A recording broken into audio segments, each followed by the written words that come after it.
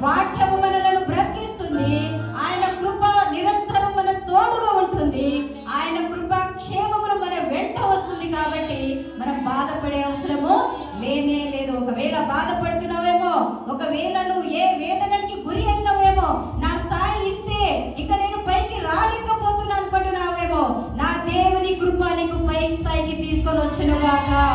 ఆమేన్, హల్లెలూయా. ఈ సంవత్సరం ఉన్నట్టుగా దేవుడు వచ్చే సంవత్సరంలో నిన్ను ఉంచాడు. ఒక ఉన్నత స్థాయిలో నిన్ను ఉంచబోతున్నాడు. ఆమేన్, హల్లెలూయా. ఎప్పుడు ఆయన చేతి క్రింద నువ్వు తగ్గించుకున్నట్టయితే ఏం చేస్తాడంట? తగ్గించుకొని ఉండినట్టయితే ఆయన నిన్ను హెచ్చించును. ఆమేన్, హల్లెలూయా. ఆయన హెచ్చించే దేవుడైనా, నిన్ను నడిపించే దేవుడైనా, నిన్ను ఆదరించే దేవుడైనా, నిన్ను ఓదార్చే దేవుడైనా, నీ బాధలో నెమ్మదిని ఇచ్చే దేవుడైనా. ఆమేన్, హల్లెలూయా.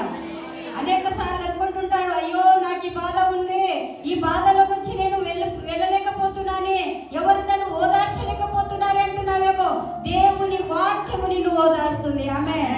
దేవుని వాక్యమును చదివినట్టయితే ఈ వాక్యము నిన్ను ఆదరిస్తుంది. ఆమేన్. ఈ వాక్యము నిన్ను బలపరుస్తుంది. ఈ వాక్యము నిన్ను స్థిరపరుస్తుంది. దేవుని కృప నిరంతరము నీతో నడిచి వస్తుంది. గట్టిగా చెప్పండి కొడతామా? దేవునికి స్తోత్రం కలుగునుగాక. హల్లెలూయా. ఆయన కృప నిరంతరము నిలిచి ఉంటుంది. ఆయన కృప నిరంతరము నీతో ఉంటుంది. నీ బాధలో ఆయన కృప ఉంటుంది. నీ శ్రమలో ఆయన కృప ఉంటుంది. ఆమేన్, హల్లెలూయా.